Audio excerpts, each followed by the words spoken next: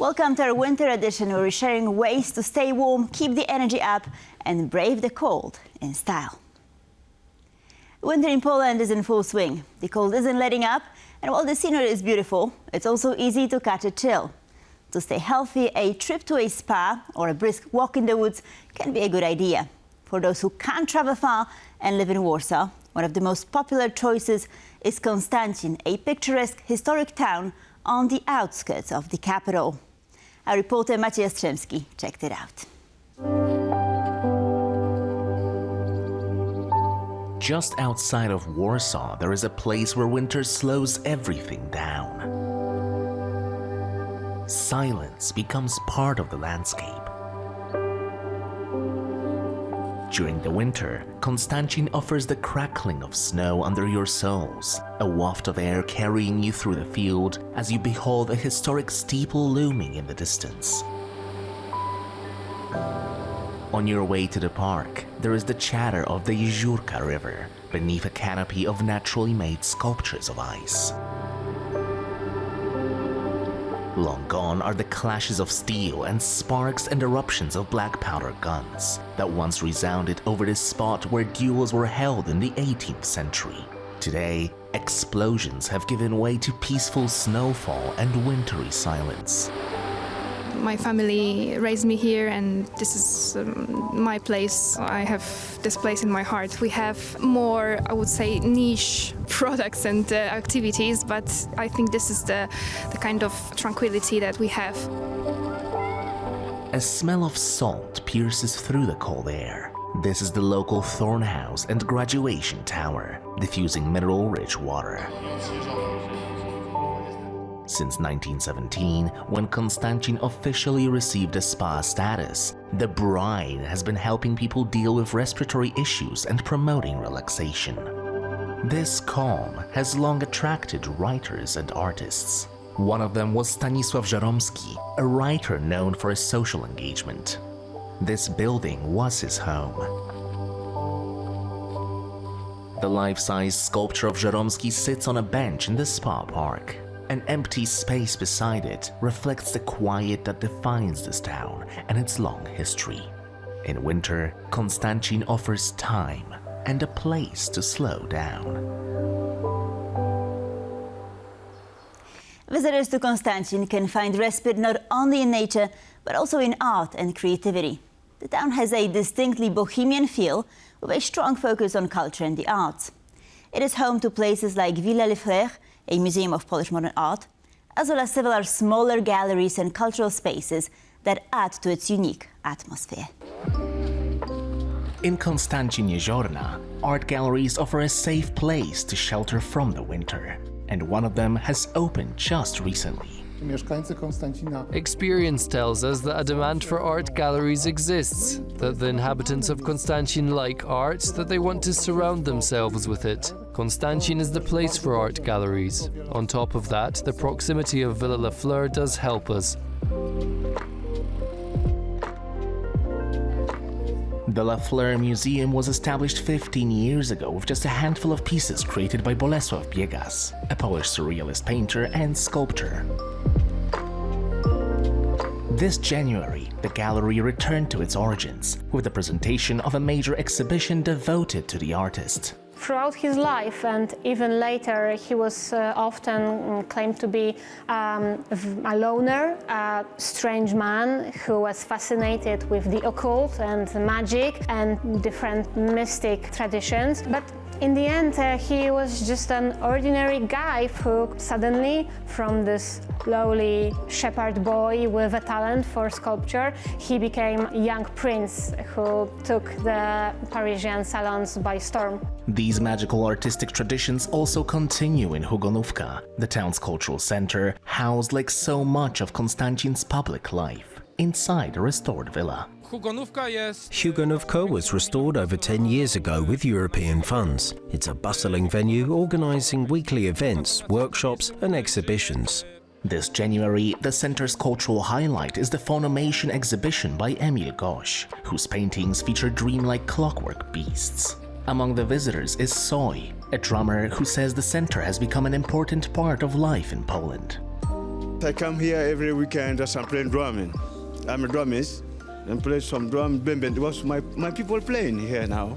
So whether cozied up in elegant villas or public or private art galleries, artistically minded people are sure to be able to find a safe place to see through the harsh winter, nestled somewhere within Konstancin's cultural landscape. To fight off the cold, you have to keep moving. And there's hardly a better way to do that than at a dance party. It's not just a great way to stay warm, it's a perfect opportunity to meet new people and share some energy. So let's step into blues dance in Jazdów, a historical stronghold right here in Warsaw. Blanketed in snow is Jazdów. Once a medieval stronghold, today the location of Poland's only micronation, the free Jazdów. During the day, it's quiet here on John Lennon Street. But when the night sets in, cold urges people from far and wide to the Numinosum cottage.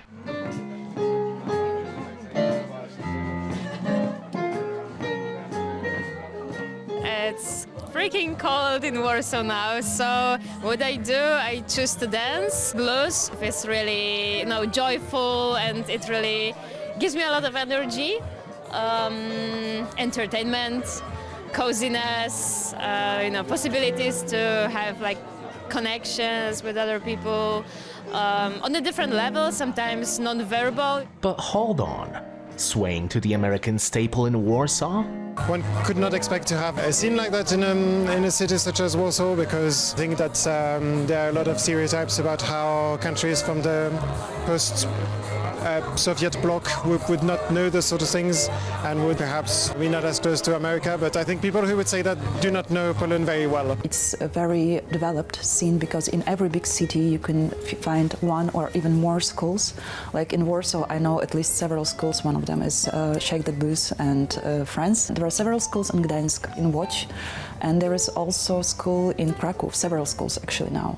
As it turns out, blues reunites the nations of the historic Polish-Lithuanian Commonwealth. And, as in the past, so in today's bluesy reality, each ethnicity has its own unique style of dancing. The vast majority of teachers here in Poland are Polish. With the changed situation in the last years, of course, there are a lot of teachers from Belarus, there is a lot of teachers from Ukraine that are bringing, I would say, a bit of another attitude and energy.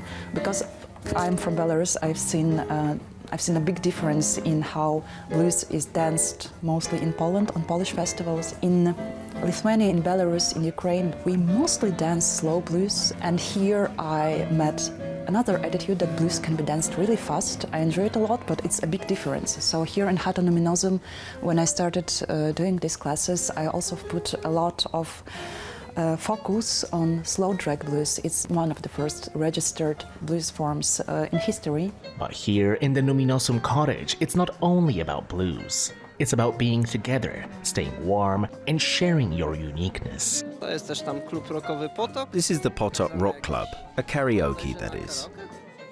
And here's the Numinosum cottage, with fire painted from two perspectives. Z dwóch perspektyw. If my eyes don't deceive me, it's the Służew metro station, with its screens, pillars and so forth. Słupy I tak dalej. Oh, this one's interesting. I've painted it out in the cold. It's sakura-like, those icicles, I mean. They were chipped away a second later, but I managed to draw them. Nie zdążyłem narysować jeszcze. The cottage has its own atmosphere and quirks. Low temperatures freeze the water in the pipes, so we have to thaw the water. Aside from that, the cottage is a cool place, somewhat my place, for which I feel responsible. It's great because I'm no longer just a guest, as I was at first. Despite the wintry challenges, being together in dance or talk helps keep both the Numinosum cottage and all the feet that cross its threshold warm.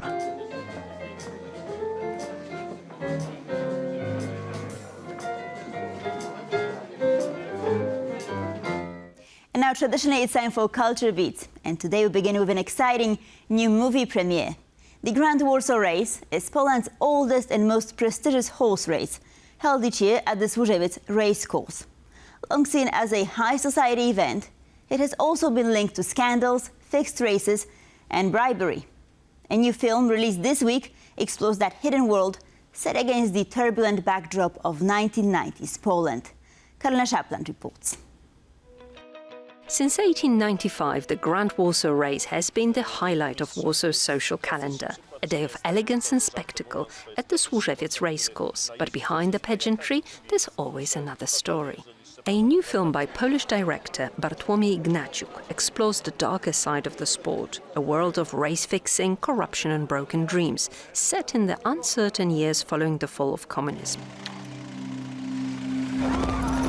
At the center of the story is a young jockey determined to build his career in a Poland newly open to the outside world. A world full of opportunity, but also temptation and threat. Tomasz Ziętek, who plays the leading role, spent 6 months preparing for the physically demanding task, working closely with horses. Yeah, bitten a few times, even on a set, because, horses are horses, let's say. The film taps into the nostalgia of the 90s, a period many of its cast are too young to remember. For Mary Pawłowska, one of the film's stars, stepping into that pivotal decade led to new discoveries.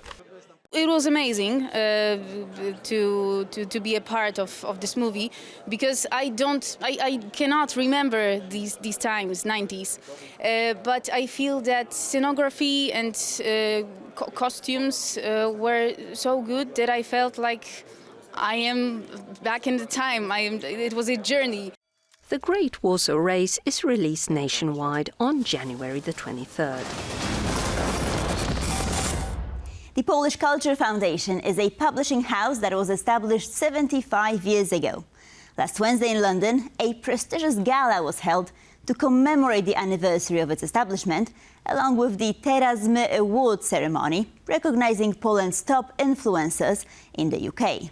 Natalia Komarow was there and has this report. A thriving community of about 700,000 Poles live in Britain. The Polish Cultural Foundation, which has been operating in the UK for 75 years, held an event at the London Embassy to celebrate Polish-British content creators. My social media channels are mostly to encourage people how to speak English, how to overcome your language barrier, how to deal with your everyday little problems, like getting out of your comfort zone. I'm 17 years old and I'm a violinist from Poland. I grew up there and I also had my education until high school in Poland. And then I moved to the UK 2 years ago to complete my sixth form education here. So currently I'm doing my A-levels here in London.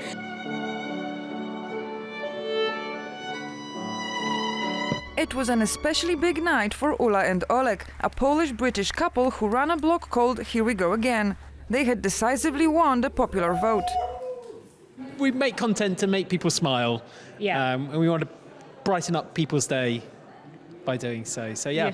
And we obviously as well speak about big topics. Obviously we did quite a lot of charity last year, which we're amazingly proud of ourselves, but as well our community.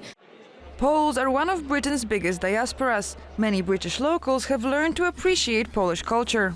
I was in Gdansk 2 weeks ago, just again looking at all the beautiful buildings, the beautiful Polish food, and I just love everything about Poland, of course. That's the right answer. That's the right answer, yeah. For TVP World, Natalia Komarow. Tuesday marked the 81st anniversary of the liberation of Auschwitz, as well as Holocaust Remembrance Day, commemorating the biggest crime of the 20th century. These events form the backdrop of a powerful documentary by Ania Szczepańska titled Excavated.